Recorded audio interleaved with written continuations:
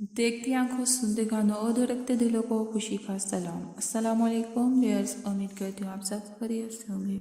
जैसे कि आपको पता है कि रमज़ान मुबारक बहुत ही रहमतों और बरकतों का महीना है। अल्लाह सवज हमें इस माह का अदब एहतराम करने की तौफीक अता फरमाए और ज़्यादा से ज़्यादा इबादत करने की तौफीक अता फरमाए, आमीन। सो गाइस, वजीफ़ा शुरू करने से पहले मैं आपको बहुत ही हिकमत बड़ी बातें बताना चाहूँगी। खड़े खड़े पानी पीने से जोड़ों का दर्द पैदा होता है। अपना सीधा हाथ अपने सीधे रुखसार के नीचे रखकर सोने से हार्ट अटैक की बीमारी से महफूज रहता है। नामुहर्रम औरतों को देखना भूलने की बीमारी का सबब बनता है। आज का वजीफ़ा है हर मुराद पूरी होगी।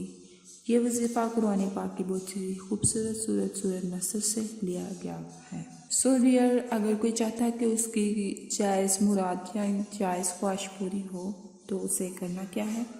सूरत नसर को 70 दिन तक 123 मरतबा पढ़ना है।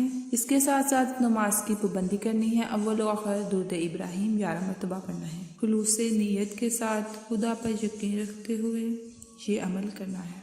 ये अमल करने से आपकी हर जायज़ मुराद, आपकी हर जायज़ ख्वाहिश पूरी होगी।